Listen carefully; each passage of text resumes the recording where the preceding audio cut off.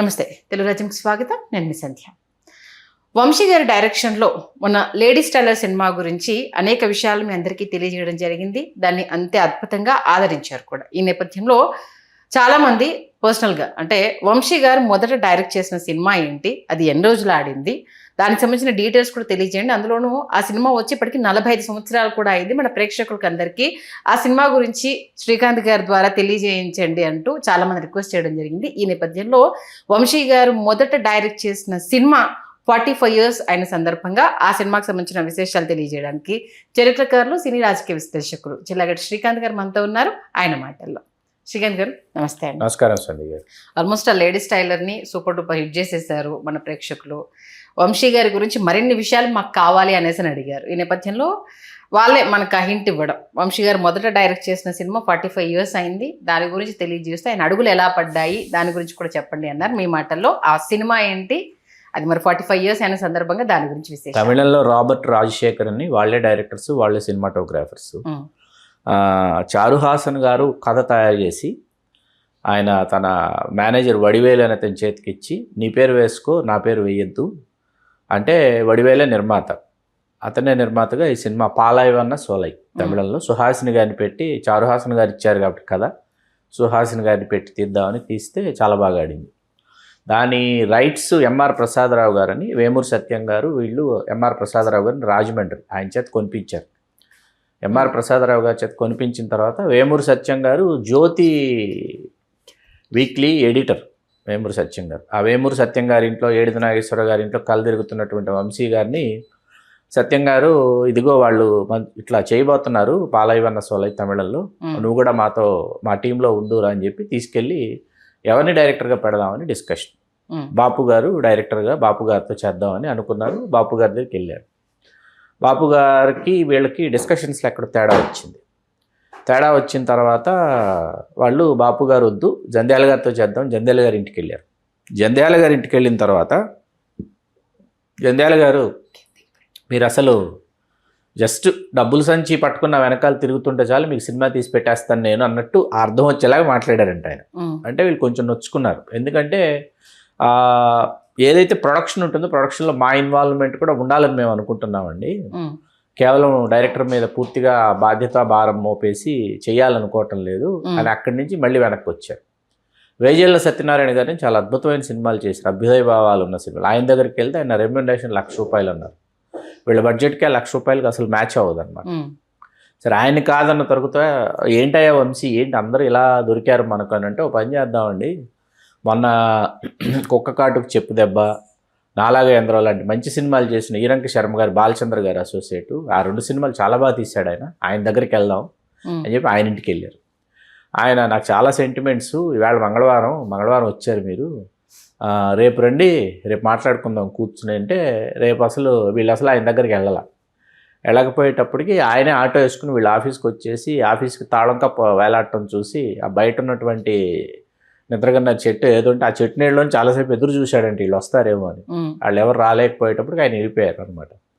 ఎంతమంది చేయాలనుకుని ఎంతమంది చేయలేకపోయిన తర్వాత వంశీ గారు ఆయన ఒక ఏమంటారు పోర్షన్స్ అంటారు, ఒక పెద్ద కాలనీ లాంటిది కాదు, లేకపోతే అన్ని పోర్షన్స్ ఉన్నటువంటి ఒక పోర్షన్, చిన్న పోర్షన్లో ఉంటున్నాడు ఆయన. పోర్షన్లో పడుకొని దొల్లుతూ ఉంటే వేమూరు సత్యం గారు వచ్చి, మన సినిమాకి డైరెక్టర్ దొరికేసాడు అయ్యా వంశీ అన్నారంట. అబ్బా, ఎవరో ఒకరిని పెట్టేసి ఉంటారండి డైరెక్టర్గా మీరు అని లేచాడంట. ఎవరండి డైరెక్టర్ అంటే, నువ్వేనయ్యా అన్నారంట.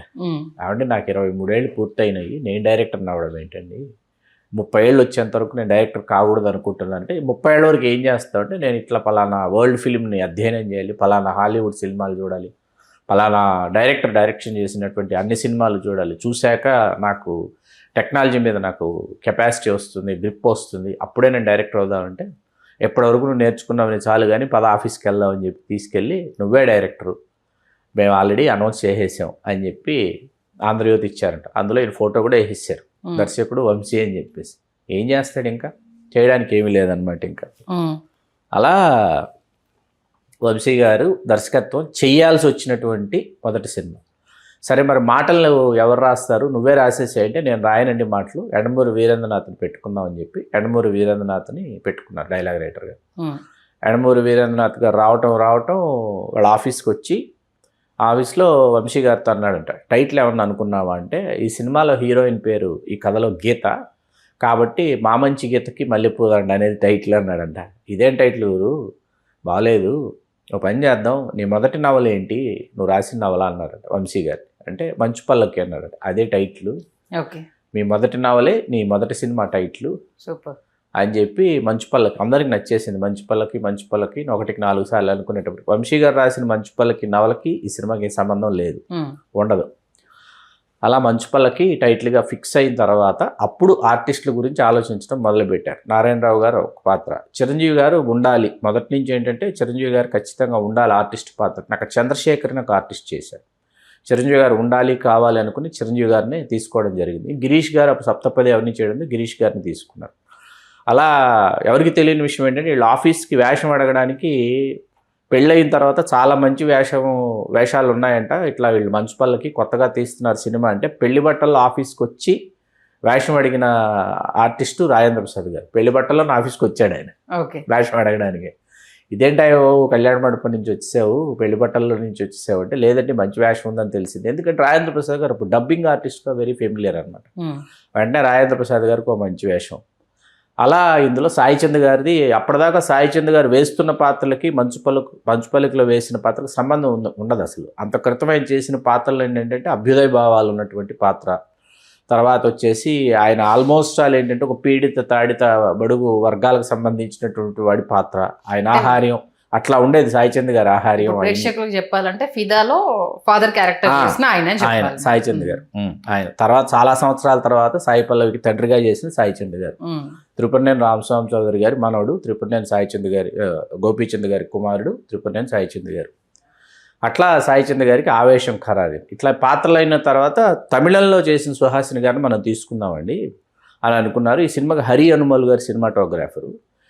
ఈ సినిమా చాలామంది ఏమనుకుంటారంటే, అంత క్రితం హైదరాబాద్లో చాలా సినిమాలు షూటింగ్ చేసుకున్నాయి, ఎన్నో సినిమాలు షూటింగ్ చేసుకున్నాయి. ఎందుకంటే నాగేశ్వరరావు గారు ఇక్కడే ఉంటున్నారు. తర్వాత అప్పటికి అన్నపూర్ణ స్టూడియోస్ కూడా వచ్చేసింది కాబట్టి ఎన్నో సినిమాలు హైదరాబాద్లో అవి షూటింగ్ జరుపుకుంటున్నప్పటికీ సంజీవరెడ్డి నగర్, పూర్తిగా సంజీవరెడ్డి నగర్ పరిసర ప్రాంతాలు, సంజీవరెడ్డి నగర్లో ఆ సంజీవరెడ్డి నగర్ అప్పుడు ఇలా ఉండేదా, ఇంత అందంగా ఉండేదా, ఇప్పుడు సినిమా చూస్తే ఇంత ప్రశాంతంగా ఉండేదా అనిపించే విధంగా సంజీవరెడ్డి నగర్లో ఈ సినిమాని తీయటం జరిగింది. మండవ గోపాలకృష్ణ గారిని మన వేమూరి సత్యం గారికి బావగారు అవుతారు. సినిమాల పట్ల, సంగీతం పట్ల, సాహిత్యం పట్ల చాలా అభిరుచి, అభినవేశం, ఆసక్తి ఉన్నటువంటి వ్యక్తి. ఈ సినిమాలో ఏంటంటే గజల్ తుమ్ నహీ అనే గజల్ అనేది తమిళంలో వాళ్ళు చేశారు, తమిళ సంగీత దర్శకులు. అది బాగా నచ్చి ఆ గజల్నే తెలుగులో కూడా కావాలని ఇళయరాజా గారు ఏంటంటే అసలు కనీ విని ఎరుగనంత బిజీగా ఉన్నారు ఆ సమయంలో. మన వంశీ గారికి ఇళయరాజా గారితో చేయించుకోవాలని, సీతాకోకచిలక ఈ సినిమాలకు వంశీ గారు అసిస్టెంట్ డైరెక్టర్గా చేశారు కాబట్టి. అయితే అస్సలు వంశీ గారికి ఇళయరాజా గారు దొరకటంలా. అందుకని రాజన్ నాగేంద్ర గారు రావటం, వాళ్ళకు కూడా చెప్పారు, ఏమంటే ఇట్లా ఆ గజల్ బాగా పాపులర్ అయింది, తమిళంలో కూడా చేశారు వాళ్ళు, దాన్నే మనం తెలుగులో చేద్దామంటే అదే మేఘమా దేహమా మరొకే ఈ క్షణం పాట. దాన్ని ఎక్కడ తీయాలి, ఎలా తీయాలి అని అనుకున్నప్పుడు వీళ్ళకి అసలు మండవ గోపాలకృష్ణ గారు ఒక అద్భుతమైన లొకేషన్ చూపించారు. కొంపల్లి దగ్గర నుంచి లోపలికి వెళితే గ్రేప్ గార్డెన్స్ లోపలికి వెళితే మళ్ళీ ఒక చెరువు, అక్కడ పాడుబడిపోయినటువంటి ఒక భవంతి కనిపిస్తాయి. మోగ మనసులు సినిమా అంతా సెకినేటిపల్లి గోదావరిలో తీసి ఆ జమున గారిని వీళ్ళు కలిసేటటువంటి ఆ సన్నివేశాలని ఇక్కడ తీశారన్న విషయం ఎవరికీ తెలియదు. అక్కడ ఇంకా ఇప్పటికీ రాధా గోపిని రాసినటువంటి ఇవాళకి కనిపిస్తాయి. ఇవాళకి అది అలాగే ఉంది, ఆ పాడుబడ్డ భవంతి, ఆ చెరువు అన్నీ అలాగే ఉన్నాయి. వంశీ గారు చూసి అద్భుతం, అమోఘం, అసలు ఆ పాట తీస్తే ఇక్కడే తీస్తానని చెప్పి వంశీ గారు నిర్ణయించుకున్న తర్వాత వీళ్ళు సంజీవరెడ్డి నగర్లో వీళ్ళ సన్నివేశాలు తీయటం మొదలైంది, షూటింగ్ స్టార్ట్ అయింది. మొదటి రోజు ఏంటంటే ప్రతి షాట్కి కెమెరామెన్ హరి హనుమాల్ గారు వచ్చి ఇట్లా కాదు, ఈ షాట్ ఇట్లా పెట్టాలి, ఈయన ఇలా టాప్ యాంగిల్ వేయాలి అంటే హరి హనుమాల్ గారు కాదు ఇది ఇక్కడి నుంచి మనం మేనేజ్ చేయొచ్చు, టాప్ యాంగిల్ అంటే మరీ లాంగ్ షాట్ అయిపోతుంది అంటే, లేదు మొత్తం ఎన్విరాన్మెంట్ రిజిస్టర్ అవుతుంది కదా. ఇలా ప్రతి షాట్కి వీళ్ళిద్దరి మధ్య ఏదో ఘర్షణ వాతావరణం లాగా, మిగతా వీళ్ళందరూ కొట్టుకుంటున్నారేమో, అరుచుకుంటారు, అంత గట్టిగా మాట్లాడుకుంటూ ప్రారంభమైంది షూటింగ్. వంశీ గారు ఆలోచించారు, నేనేమైనా నాకు తెలుసా తెలియదా, నాకు టెక్నిక్ తెలియదు కానీ మరీ అస్సలు ఇంతగా పూర్తిగా నాకు టెక్నిక్ తెలియదా అని అనుకుంటూ వంశీ గారు చేసినటువంటి సినిమా. అట్లాగే చిరంజీవి గారి డాన్సింగ్ స్కిల్స్ ఏవైతే ఉన్నాయో ఆ డాన్సింగ్ స్కిల్కి సంబంధించి ఫస్ట్ చేసిన బర్త్డే సాంగ్ చేశారు. మైలవరపు గోపి గారు రాశారు పాట. ఆ గోపి గారు ఆ బర్త్డే సాంగ్ రాసిన తర్వాత వీళ్ళు ఇక్కడ షూట్ చేస్తుండగా మొదటి 2-3 షాట్స్ తర్వాత చిరంజీవి గారు అద్భుతంగా పెర్ఫామ్ చేస్తున్నారని అర్థమైపోయి హరి హనుమాల్ గారు, నిర్మాత ప్రసాదరావు గారు, వంశీ గారు అందరూ చిరంజీవి గారిని సెంటర్గానే పెట్టుకుని మిగతా షాట్స్ అన్ని కంపోజ్ చేయటం మొదలుపెట్టారు అనమాట. తారగారు అక్కడి నుంచి తారగారు చిరంజీవి గారి జీవితంలోకి ఆవిడ కొరియోగ్రాఫర్కి ఇక్కడి నుంచి ఆవిడ ప్రవేశిస్తారన్నమాట. మంచుపల్లకి సినిమా దగ్గర నుంచి అట్లా ప్రారంభమయ్యి మేఘమా దేహమా వీళ్ళు తీయాలనుకున్నప్పటికీ చిరంజీవి గారి డేట్స్ వచ్చేసి లేవు. ఆయన సినిమా మొత్తానికి కలిపి చిరంజీవి గారు టాకీకి సంబంధించిన డేట్స్ 13 రోజులు అనమాట. ఓన్లీ 13 days ఇచ్చారు చిరంజీవి గారు. ఆ 13 daysలోనే చేసుకోవాలి. సాంగ్ ఒకటి బ్యాలెన్స్ ఉంది, శ్రీశ్రీ గారు రాసిన పాట మనిషే మణిదీపం, అది శ్రీశ్రీ గారు రాశారు, మహాకవి శ్రీశ్రీ గారు. ఆ ఒక్క పాటకి 3 రోజులు ఇచ్చారు డాన్స్ చేయడానికి, మొత్తం ఎవ్రీథింగ్ ఎనీ షార్ట్స్ ఆ రోజు ఆ 3 daysలో చేసుకో. వెంకన్న బాబు గారు డేట్లు ఇచ్చారని చెప్పారు. 5 ఉంటారు కానీ 5 ఉండటం వల్ల ఏంటంటే నెంబర్ ఆఫ్ టేక్స్ కానీ లేకపోతే టైం కానీ పడుతుంది. ఆర్టిస్టులు మొత్తం ఉంటారు, అన్నపూర్ణమ్మ గారు ఉంటారు, సుహాసిని గారు ఉంటారు, మళ్ళీ నారాయణరావు గారు చెల్లెలు, ఆ అమ్మాయి పెళ్లికి సంబంధించి వీళ్ళు డాన్స్ చేస్తారు. అది చిరంజీవి గారికి అప్పటికప్పుడు చెప్పారంట, వీళ్ళు అట్లా సమ్మర్ సాల్ట్స్ వేయాలంటే చిరంజీవి గారు ఆలోచించి నువ్వు అన్నీ ఆఖరి నిమిషంలో చెప్తావు, ప్రాక్టీస్ చేసేవాడిని కదా నేను అంటే, లేదండి మీ డాన్స్ చేస్తుంటే అసలు చూడాలనిపిస్తుంది అంటే, ఏది ప్రాక్టీస్ చేయకుండా రాదు వంశీ, నేను ఎప్పుడు ఈరోజు నువ్వు డాన్స్ అంటే నేను ముందు రోజు నేను ప్రాక్టీస్ చేసి తీరుతాను, చేసే వస్తాను లొకేషన్కి. అలా చిరంజీవి గారు అయినా కూడా చిరంజీవి గారు వితౌట్ ప్రాక్టీస్ సమ్మర్ సాల్ట్స్ వేసి చాలా బాగుంటాయి ఆ షార్ట్స్. చిరంజీవి గారి సోలో షార్ట్స్ చాలా అంటే చాలా బాగుంటాయి షార్ట్స్. అట్లాగా తీసుకుంటూ వచ్చిన తర్వాత ఏమైందంటే మన ఈ పాట మేఘమా దేహమా మాత్రం సమయం లేదు, వెళ్ళడానికి సమయం లేదు. వీళ్ళు అనుకున్న కొంపల్లి, ఆ పాడుబడిన భవంతి అక్కడికి వెళ్ళడానికి లేదు, అందుకే కాంప్రమైజ్ అయిపోయారు. ఆ కాంప్రమైజ్ అయిపోయి తీసిన అద్భుతంగా తీశారు వంశీ గారు. దొరికినన్ని షార్ట్స్, చేసినన్ని షార్ట్స్ దొరికిన లొకేషన్లో దొరికినట్టు చేసుకుంటూ వెళ్ళిపోయారు. ఆ సమయంలో హరి హనుమాల్ గారికి ఇంకొక సినిమా ఏదో ఉండటంతో ఎంవి రఘు గారు క్లాష్ చేశారు. ఎంవి రఘు గారు వచ్చి చేశారు పార్కులో టెంపుల్ డౌను అలా వేశారు.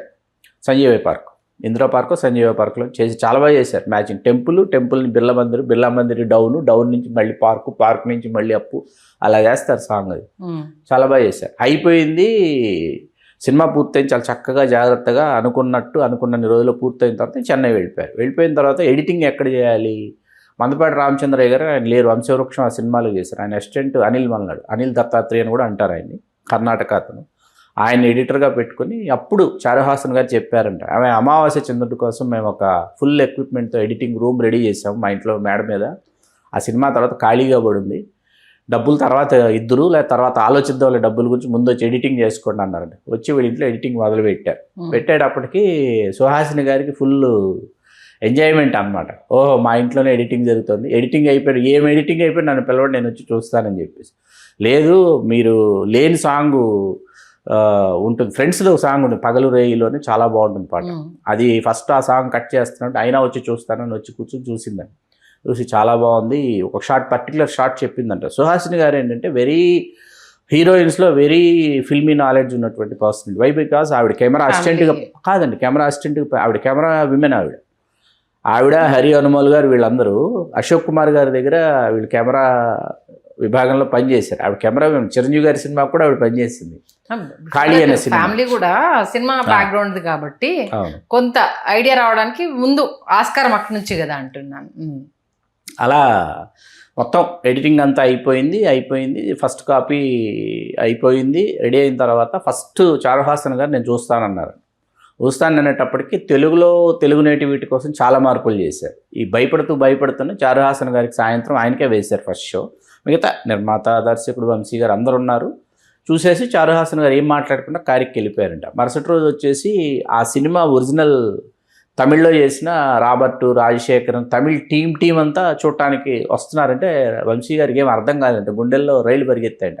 వాళ్ళు ఎందుకు వచ్చి చూస్తున్నారు ఇప్పుడు సినిమా, ఎన్ని వంకలు పెడతారో అంటే వాళ్ళందరూ వస్తుంటే డైరెక్టర్ నువ్వు ఉండాలి అక్కడ, నువ్వు లేకుండా ఎలాగా అని చెప్పి వంశీ గారిని వెళ్ళి కూర్చోబెట్టి మొత్తం ఆ షో మొత్తం వంశీ గారు చూసేశారు. అయిపోయిన తర్వాత వీళ్ళకి ఎవరికి నచ్చలేదు ఏంటో అని చెప్పేసి వచ్చేసారంట. మరుసటి ఉదయం నిర్మాత ప్రసాదరావు గారు పిలిచి ఏమైనా నెల్లూరు చారుహాసన్ ఎంటర్ప్రైజెస్ పేరు మీద చారుహాసన్ గారు కొనేశారు.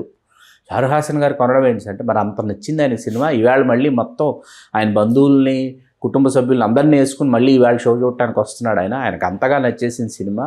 ఈవేళ కమల్ హాసన్ గారి అప్పటి శ్రీమతి అయిన వాణి గణపతి గారు సుహాసిని గారు వస్తున్నారు, వాళ్ళు చూడటానికి వస్తున్నారు ఈవేళ అనేటప్పటికి ఈయన ఆదరబాదరకి వెళ్ళాడంటే వెళ్తే క్లైమాక్స్ అయిపోయిన తర్వాత వాణి గణపతి గారు వెక్కి ఏడుస్తా వెళ్ళి కారు ఎక్కుతా ఉన్నారట. సుహాసిని గారు ఆవిడ ఓదారుస్తూ తీసుకెళ్తున్నారట. వెళ్తూ చిరంజీవి ఆ గీత నరుస్తూ ఎంత బాగా పెర్ఫామ్ చేశాడు సుహాసిని అంటూ వెళ్తుందంట ఆవిడ.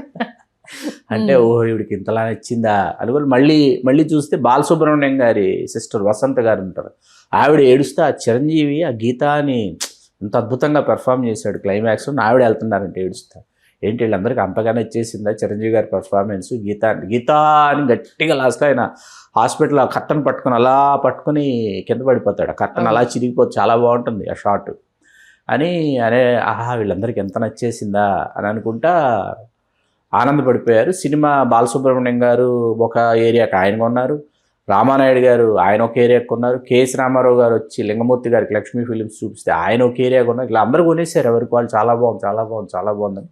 నవంబర్ 19 విజయవాడకి వెళ్ళి నేను సినిమా చూస్తాను శైల్య థియేటర్ అని వంశీ గారు అంటే ప్రింట్ నువ్వే తీసుకెళ్ళాలి, కార్లో తీసుకెళ్ళాలి అన్నారంటే నేనైతే తీసుకెళ్తాను, నేను గతంలో కూడా వెళ్ళాను శంకరాభరణం వీటన్నిటికీ, ప్రింట్ ఈయనే వంశీ గారు ప్రింట్ తీసుకుని వెళ్ళి ఎక్కడొక టైర్ పంచర్ అయిపోయి కారు పంచర్ వేసేవాడు కూడా ఎవడో లేడు రాడు అంటే ట్రాక్టర్ వస్తే ట్రాక్టర్లో వెళ్ళారు థియేటర్ ప్రింట్ తీసుకుని వంశీ గారు వెళ్ళి ఇంటర్వెల్ వరకు సినిమా ఫస్ట్ మార్నింగ్ షో పడింది. ఇంటర్వెల్లో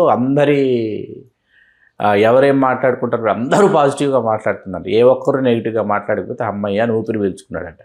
క్లైమాక్స్కి వచ్చేటప్పటికి ఆడియన్స్ గీతా అని ఆడియన్స్ అరుస్తూ ఉన్నారట, చిరంజీవి గారు గీతా అని అంటుంటే ఆడియన్స్ గీతా అని అరుస్తూ ఉన్నారంట. ఓహో తేడా చేసేసింది, క్లైమాక్స్ నచ్చలేదు వీళ్ళకి. చిరంజీవి గారు ఏడవడం అనేది ప్రేక్షకులకు నచ్చల, చిరంజీవి గారు తిరిగి కొడితే నచ్చుతుంది కానీ అందులోనూ హీరోయిన్ మ్యారేజ్ చేసుకోడు కదా, అది అప్పటికి ఇంకా మన దాంట్లో తెలుగులో ఆ ట్రెండ్ ఇంకా క్రియేట్ అవ్వలేదు కదా, వాస్తవానికి రిసీవ్ చేసుకునే ట్రెండ్. చివరి నిమిషంలో నారాయణ చెల్లి పెళ్లి చేసుకుంటాడు, పెళ్లి అవుతుంది, పెళ్లి చేసుకుంటాడు. ఆవిడ సుహాసిని గారు చెప్పి చేసుకోవాలని మాట తీసుకుంటుంది. ఇక్కడ క్యాన్సర్ ఏదో ఉంటుంది, ఎంతో సాక్షిరంగారావు గారు ఫాదర్ క్యారెక్టర్. అలా చాలా మంచి సినిమా. మీకేంటంటే అందులో ఈ సినిమా షూటింగ్ సమయంలో అబిడ్స్లో ఒక షోరూమ్, దాని పేరు హైకో ఫ్యాబ్రిక్స్, అందులో వీళ్ళు పెళ్లికి బట్టలు కొనేటటువంటి సీన్స్ అక్కడ తీశారు. నేను మార్నింగ్ లైటింగ్ జరుగుతుంటే కిందకి వెళ్ళేసి లైటింగ్ అయిన తర్వాత వస్తానని వంశీ గారు రోడ్డు మీదకి వెళ్ళి తిరిగి వచ్చేలోపు జనం మూగుతారు కదా సినిమా షూటింగ్ అనేటప్పుడు, చిరంజీవి గారు సుహాసిని గారు వీళ్ళందరూ కదా. అక్కడ బయట ఉన్న సెక్యూరిటీ గార్డ్ వచ్చి ఎట్టి పరిస్థితుల్లో వంశీ గారిని పైకి పంపించినాను, నేను ఈ సినిమాకి డైరెక్టర్ని అయ్యా అంటే నీ మొహం నువ్వు డైరెక్టర్ ఏంటి, ఇలాంటి చిన్నపిల్లలు కూడా డైరెక్షన్ చేస్తారా, ఈ అందరితో జనం అక్కడ ఉన్న జనంతో ఈ డైరెక్టర్ ఏంటండి డైరెక్టర్ అని చూపించి మెడబట్టికి ఎంటిసారు లిటరల్లీ. వేమూరు సత్యం గారు పైనుంచి చూసి పరిగెట్టుకుంటూ వచ్చి ఆయన తీసుకెళ్లారు, ఈయనయ్యా బాబు డైరెక్టర్ అని చెప్పేసి. ఈ సినిమాకి సంబంధించి చిరంజీవి గారికి ఏంటంటే వంశీ గారు డైరెక్ట్ చేస్తున్నప్పుడు చిరంజీవి గారికి చాలా డౌట్స్ ఉండేవి, సరిగ్గా తీస్తున్నాడా తీయటం లేదా ఎలా వస్తోంది ఏంటి, చాలా డౌట్స్ చిరంజీవి గారికి మనసులో ఉన్నప్పటికీ చిరంజీవి గారు అసలు ఎక్కడా దానిని ఎక్స్ప్రెస్ చేయకుండా చిరంజీవి గారు అద్భుతంగా ఆ పాత్రను పోషించినటువంటి విధానం అన్నమాట. పోషించిన తర్వాత చిరంజీవి గారు డబ్బింగ్ చెప్పడానికి లూప్స్ వేయమని వంశీ గారిని పక్కన కూర్చోబెట్టుకొని చూసి చాలా బాగా తీసావు, నాకు చాలా సందేహాలు ఉండేవి నీ మీద, అసలు ఒరిజినల్ తమిళ సినిమాలో ఉన్న షార్ట్స్ నువ్వు ఫాలో అవ్వకుండా కొత్త షార్ట్స్ కంపోజ్ చేశావు, చాలా బాగుందని చిరంజీవి గారు చాలా వంశీ గారిని అభినందించారు. సుప్రసిద్ధ చిత్రకారులు చంద్ర గారు ఈ సినిమాకి కళాదర్శకులు, అట్లాగే వంశీ గారికి ఎంతో ఇష్టమైన దేవదాస్ కనకాల్ గారు ఇందులో చిరంజీవి గారు యజమాని వేషం వేశారు. అద్భుతమైన సన్నివేశం ఉంటుంది అది. తర్వాత మళ్ళీ ఆయన వెతుక్కుంటూ నువ్వు ఎంత ఇచ్చినా నువ్వు ఏ కండిషన్స్ అన్న పెట్టుకో నీకు అగ్రిమెంట్ రాసిస్తాను అని చెప్పేసి అని సుహాసిని గారిని కాపాడుకోవడం కోసం పరిగెడతారు అందరూ. లక్ష్మి దేవదాస్ గారికి లక్ష్మీ కనకాల గారు వచ్చి డాక్టర్ వేషం ఆవిడ వేశారు. అట్లా ఈ సినిమాలు అందరూ ఉంటారు. వంశీ గారికి ఇష్టమైన వాళ్ళందరూ ఉంటారు. వంశీ గారి గురు సమానులుగా భావించే వాళ్ళందరూ ఉంటారు. అట్లా సత్యం గారు, వేమూరి సత్యనారాయణ గారు, వారు వంశీ గారు దర్శకుడు కావడానికి కారకులు, స్ఫూర్తి ప్రదాత, ప్రేరణ. కాబట్టి వేమూరి సత్యనారాయణ గారికి మనం హృదయపూర్వకంగా కళాభివందనాలు అర్పించాలి, సమర్పించాలి. వంశీ గారు లాంటి ఒక గొప్ప దర్శకుడిని, దార్శనికుడిని తెలుగు సినిమా పరిశ్రమకి, తెలుగు సినిమా ప్రపంచానికి అందించినందుకు. నిజంగా ఇప్పుడు దాంట్లో యాక్ట్ చేసిన ప్రతి ఒక్కరు ఉండడం అనేది క్యారెక్టర్స్ చిరంజీవి గారితో ఎవరైతే ఉన్నారో రాజేంద్ర ప్రసాద్ గారు, నారాయణరావు గారు, గిరీష్ గారు, సాయి చంద్ గారు, అలాగే సుహాసిని గారు, అట్లాగే వీళ్ళందరూ కూడా ఉండటం అనేది ఒక అరుదైనటువంటి ఆనందాన్ని కలిగిస్తుంది. అట్లాగే ఈ సినిమా తర్వాత ఏంటంటే ఆయన వెంటనే 50 రోజులు ఆడిందండి ఈ సినిమా. 50 days ఫిల్మ్, ఫ్లాప్ కాదు. 50 రోజులు ఆడింది. ఆడినప్పటికీ వంశీ గారికి వెంటనే అవకాశాలు రాలా. ఆయన మళ్ళీ కథలు రాసుకోవడం, నవలలు రాసుకోవడం, మళ్ళీ ఏడిది నాగేశ్వరరావు గారి ఇంటికి వెళ్ళటం, అక్కడికి వెళ్ళి మళ్ళీ ఏడిది నాగేశ్వరరావు గారి సినిమా తీస్తే అసిస్టెంట్గా పనిచేద్దాం అనుకుని వెళ్ళాడు ఈయన. డైరెక్టర్ అయిపోయిన తర్వాత మనం ఇంకా తెలుసుకోవాల్సింది, నేర్చుకోవాల్సింది చాలా ఉంది కదా అని అనుకుంటున్నాడే కానీ రెండో సినిమా ఎలా దొరకబుచ్చుకుందాం ఎవరి దగ్గర అని అనుకుంటూనే వెళ్ళాడు ఏడిది నాగేశ్వరరావు గారి ఇంటికి. అక్కడికి వెళ్ళగానే ఏడిది నాగేశ్వరరావు గారు ఏమన్నారు, ఆ మహల్లో కోకిలు ఉంది కదా నాలో తీసుకురా, దాన్ని డైరెక్ట్ చేద్దు అనేటప్పుడు అర్థం కాల వంశీ గారి, అది సితార అయింది. కానీ ఫస్ట్ సినిమాకి ఆయన ప్రిపేర్గా లేకపోయినా ఆ రేంజ్ లో తీశారు అని అంటే ఆయనకి 17 ఏళ్లకి నవల రాసిన రచయిత అండి వంశీ గారు. అప్పటికి 17-18 సంవత్సరాలకే జీవితాన్ని దాదాపుగా కాచి వడబోసినటువంటి ఒక వేదాంత అప్పటికే ఆయన. ఎందుకంటే అంత జీవితం ఉంది, అంత వేదన ఉంది, అంత విషాదం ఉంది ఆయన జీవితంలో. వాటన్నిటి గురించి ఆయన రచనలు పూర్తిగా చదివితే అర్థమవుతుంది. ఆయన రచనల్లో, ఆయన కథల్లో, మరీ ముఖ్యంగా కథల్లో ఆయన పాత్ర ఎక్కడో చోట తారసపడుతుంది. ఆయన జీవితంలో నుంచి, జీవిత అనుభవాల్లో నుంచి ఆ గాఢత ఏదైతే ఉందో ఆ గాఢతలో నుంచి పుట్టినటువంటివే వంశీ గారి కథలు. వంశీ గారి కథలు సినిమా రచయితలు కావాలనుకున్న వాళ్ళకి, సినిమాలు మేము తీయాలనుకుంటున్నటువంటి దర్శకులకి, వీళ్ళందరూ ఏంటంటే వంశీ గారి సాహిత్యాన్ని ఒకసారి చదవమని చెప్తాను నేను. చిరంజీవి గారిని ఎలా ఒప్పించారు? ఎందుకంటే అప్పటికి చిరంజీవి గారు హీరోగా కంటిన్యూ అవుతున్నారు. దీంట్లో one of the role important అయినా మిగతా వాళ్ళకు కూడా అంతే ఈక్వల్ ప్రయారిటీ ఉంటుంది. ఆయనను ఎలా ఒప్పించారు? చిరంజీవి గారికి తెలుసు. అంటే వంశీ గారు సీతాకోక చిలకకు పనిచేశారు, శంకరాభరణానికి పనిచేశారు. అలా చిరంజీవి గారికి వంశీ గారు తెలుసు. ఎందుకంటే ఏడిది నాగేశ్వరరావు గారి కుటుంబ సభ్యులలో ఒకటిగా ఏడిది నాగేశ్వరరావు గారికి ఇంకొక కొడుకేమో వంశీ గారు అని అనుకునేంతగా వంశీ గారు ఆ కుటుంబంలో కుటుంబ సభ్యుడు అయిపోయారు. అయిపోయిన తర్వాత చిరంజీవి గారు ఏంటంటే చిరంజీవి గారికి వంశీ గారు తెలుసు. ఇట్లా చేస్తున్నారు వేమూరి సత్యం గారు, ప్రసాదరావు గారు, మండవ గోపాలకృష్ణ గారు ముఖ్యంగా. వీళ్ళందరూ ఏంటంటే వేమూరి సత్యం గారు వెళ్ళి ఎస్పి వెంకన్న బాబు గారిని అడిగారు. ఇట్లా 5 ఉంటారు, కాకపోతే చిరంజీవి గారిది ప్రధానమైనటువంటి పాత్ర. సుహాసిని గారిని నిజంగా అంటే తెలియకుండా అందరూ ప్రేమిస్తారు, ప్రతి ఒక్కరు సుహాసిని గారిని ప్రేమిస్తారు.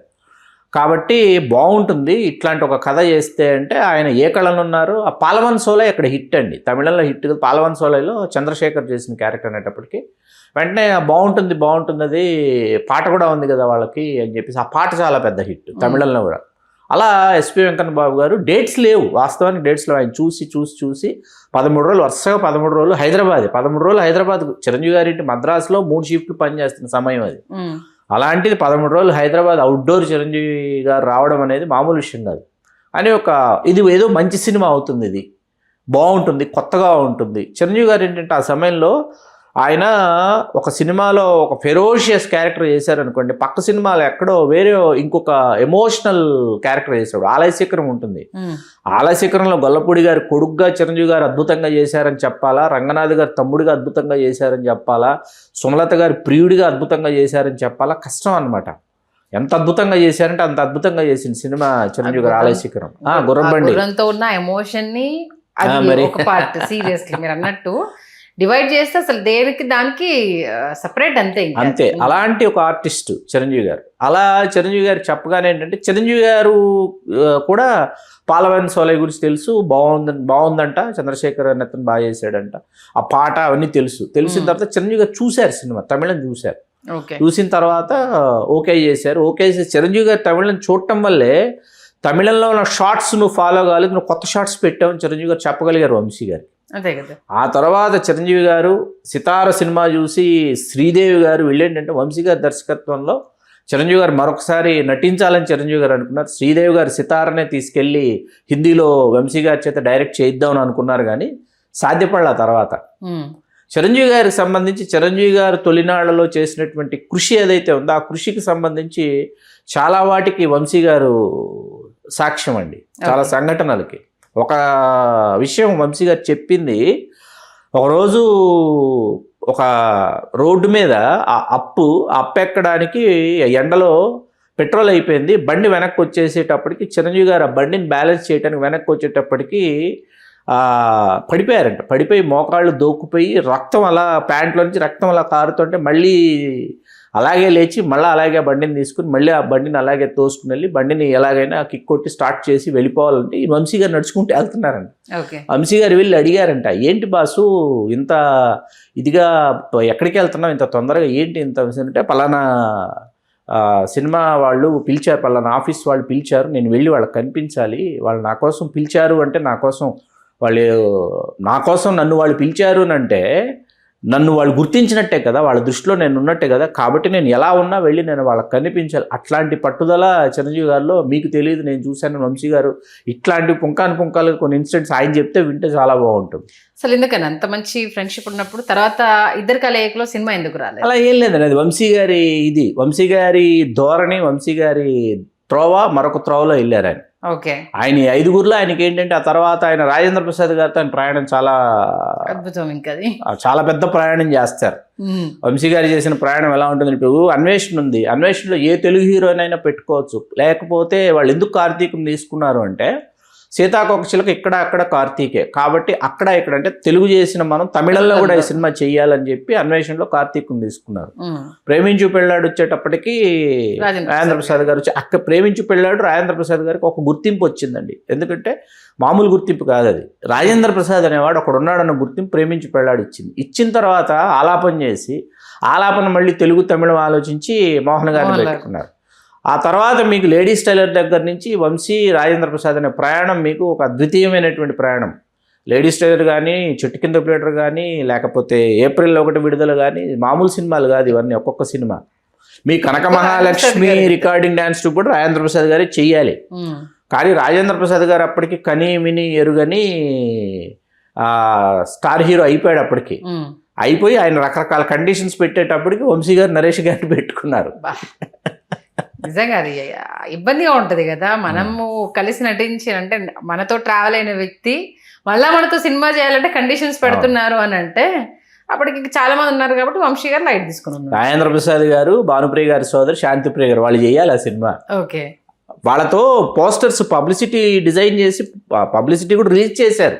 రాజేంద్ర ప్రసాద్ గారు శాంతిప్రియ గారితో పబ్లిసిటీ కూడా రిలీజ్ చేశారు. సరే, మరి వంశీ గారి ఇంటర్వ్యూ మన ప్రేక్షకులకు ఎప్పుడు అందించబోతున్నారు? త్వరలోనే అందించబోతున్నాం. ఓకే, మంచి వివరణ ఇచ్చారు. నిజంగా 45 ఏళ్ళు తన అనుకోని ప్రయాణము డైరెక్షన్ వైపు అడుగులు. 30 ఏళ్లకు స్టార్ట్ చేద్దాం అనుకుని 23 ఏళ్లకు ప్రయత్నం, 24 ఏట దర్శకుడై 45 సంవత్సరాల క్రితం సినిమా తీసి అంటే 69 పూర్తయి 70వ వడిలోకి వంశీ గారు అడుగు పెడుతున్న శుభ సందర్భంగా 75 సంవత్సరాలకు 69 పూర్తి చేసుకుని 70వ పడిలోకి. ఈ మాట చెప్తే వంశీ గారు కోపం వస్తుంది, నాకు 70 ఏళ్ళు అన్న విషయం నువ్వు తెలియజేసావా అని కోపపడతారు ఆయన. అయినప్పటికీ 69 అంటే ఆయన అధికారికంగా మన బుక్ ఫెస్టివల్కి వచ్చినప్పుడు మొన్న 69 వచ్చే సంవత్సరానికి 69 పూర్తి అయిపోయి 70లోకి నేను నా ప్రయాణాన్ని కొనసాగిస్తానని చెప్పినటువంటి ఇదనమాట. 70వ పడిలోకి అడుగు పెడుతున్న వంశీ గారు 45 సంవత్సరాలు పూర్తి చేసుకున్న మంచి పల్లకి. త్వరలోనే మెగాఫోన్ కూడా పట్టబోతున్నారు. మరొకసారి ఈ జెన్జీ జనరేషన్ కూడా ఆయన ఆకట్టుకోవాలని మనస్ఫూర్తిగా కోరుకుంటూ ధన్యవాదాలు శ్రీకాంత్ గారు. ధన్యవాదాలు సంధి గారు. హలో, తెలుగు రాజ్యం ఛానల్ చూస్తున్నారా? సామాజిక రాజకీయ జీవన చిత్రణే తెలుగు రాజ్యం. అతిశయోక్తులు అసత్యాలు ఉండవు. రాజకీయ కోణం కాదు, ప్రజా కోణమే కొలబద్ద. తెలుగు రాజ్యం వీక్షణ మీ ఉత్తమ అభిరుచికి నిదర్శనం.